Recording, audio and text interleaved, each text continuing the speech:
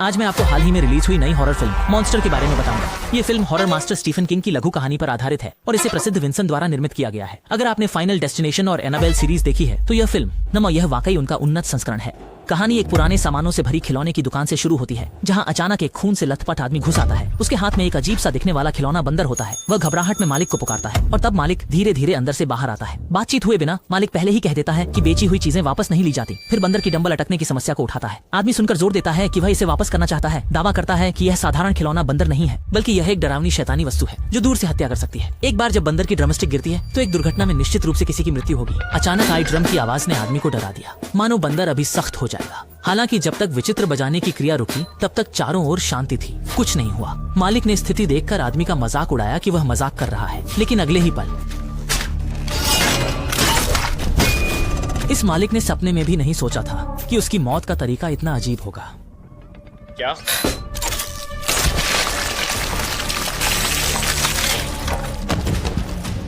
ये महसूस करते हुए कि वह बंदर से छुटकारा नहीं पा सकता, आदमी की एक तरकीब सूझी। उसने सबूत मिटाने का फैसला किया। उसने दुकान में एक आग वाली बंदूक ढूंढी, फिर खिलौना बंदर को एक बार ढूंढ लिया, लेकिन फिर भी खिलौना बंदर का श्राप रुकने का नाम नहीं ले रहा था। 10 सालों बाद 3 लोग एक रेस्टोरेंट में खाने आए, लेकिन खिलौना बंदर पीछे की सीट से आगे की ओर भागा। जब सभी लोग अच्छा खाना खाने की तैयारी कर रहे थे तब अनहोनी होकर भी नहीं हुई। शेफ ने जुगलरी करते हुए कुकिंग का प्रदर्शन किया और पलक झपकते ही एक दिल के आकार का लंच बॉक्स तैयार कर दिया। इतनी प्यारी चीज ने आया को बेहद खुश कर दिया। उसी समय खिलौना बंदर की ड्रमस्टिक भी आखिरकार गिर गई। हरल को हमेशा लगता था कि कुछ सही नहीं है। उसे लगता था कि बंदर पीछे से कुछ गड़बड़ कर रहा है। खिलौना बंदर के ड्रम की ध्वनि के अचानक रुकने के साथ ही रसोइया अनजाने में गलती कर रही।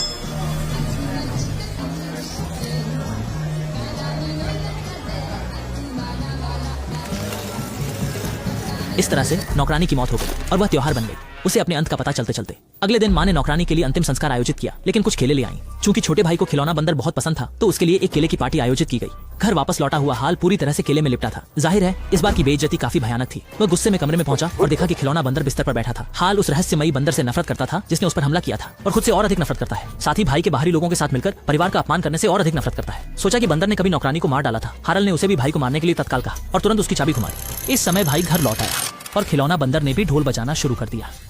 जानना जरूरी है, एक बार जब ड्रमस्टिक गिरता है तो आसपास जरूर कोई व्यक्ति अप्रत्याशित रूप से मारा जाएगा।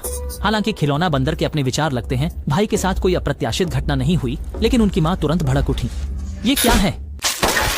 इस तरह दोनों भाइयों ने अपने एकमात्र परिवार के सदस्य को खो दिया और पूरे 25 साल बीत गए। इस दौरान खिलौना बंदर फिर कभी नजर नहीं आया। एक रात खिलौना बंदर की ढोल बजाने की आवाज पुरानी हवेली में गूंज उठी। यह स्पष्ट था कि वह फिर से लौट आया है। हारल की चाची ने आवाज सुनकर स्थिति देखने का प्रयास किया। ध्वनि के स्रोत का अनुसरण करते हुए उन्होंने कमरे में चारों ओर तलाश की। इस समय हारल और उनका भाई पहले ही जा चुके थे। अब वहाँ केवल चाची ही रह रही थी। थोड़ी देर बाद वह रसोई में पहुंची, जहाँ एक परिचित गंध आई। गंध। जब वह चूल्हे के पास जाकर बारीकी से निरीक्षण करना चाहता तो अचानक आग की लपटें उड़ गईं, जिससे वह हड़बड़ाकर गिरने लगा, हाथ पांव फुलाने लगा और गलती से घर से बाहर भाग निकला। फिर हाथ पांव फुलाती हुई पूरी तरह से नियंत्रण खो बैठी हुई उसकी चाची आग चिल्लाने लगी। दौड़ते हुए अंत में दरवाजे के बोर्ड से टकराकर मर गया। ये मौत का तरीका काफी अनोखा था और चेतावनी देता था कि खिलौना बंदर फिर से लौट आया है। हालांकि जब हारल सो गया उसके पीछे अचानक एक बड़ा हाथ प्रकट हुआ और फिर उसे पकड़ लिया। चेतना में हारल को लगा जैसे वह उस साल की सूखी कुएं में गिर रहा हो, परत दर परत रंगीन गहराइयों में डूबता गया। अचानक जागा, देखा कि बंदर उसके ऊपर चाकू चला रहा है। एक पल में जाग गया, एहसास हुआ कि यह एक सपना था। हारल ने तब पाया कि कमरे का एयर कंडीशनर बंद हो गया था। उसने जल्दी से स्विच को फिर से चालू किया। बाहर का पंखा भी काम करने लगा। इस समय उसका फोन अचानक बज उठा और कॉल उठाने पर यह 10 साल से संपर्क में न आए हुए भाई का था। भाई का लहजा वही था जैसे कि पहले था, अंदाज से भरा हुआ। लगता है इन वर्षों में वह वैसा का वैसा ही है। भाई ने कहा कि उनकी बुआ का निधन हो गया है। पुलिस इसे एक दुर्घटना मानती है, लेकिन उसे शक है कि बुआ की मौत का संबंध खिलौना बंदर से हो सकता है। इसलिए भाई चाहता था कि वह पुराने घर जाकर देखे कि कहीं किसी ने वह खिलौना बंदर तो नहीं ले लिया, क्योंकि अगर ऐसा हुआ तो परिणाम भयंकर होंगे। भाई ने यह भी कहा कि वह फिलहाल मेन राज्य में नहीं है, इसलिए अब केवल छोटे भाई को ही वहाँ जाना होगा।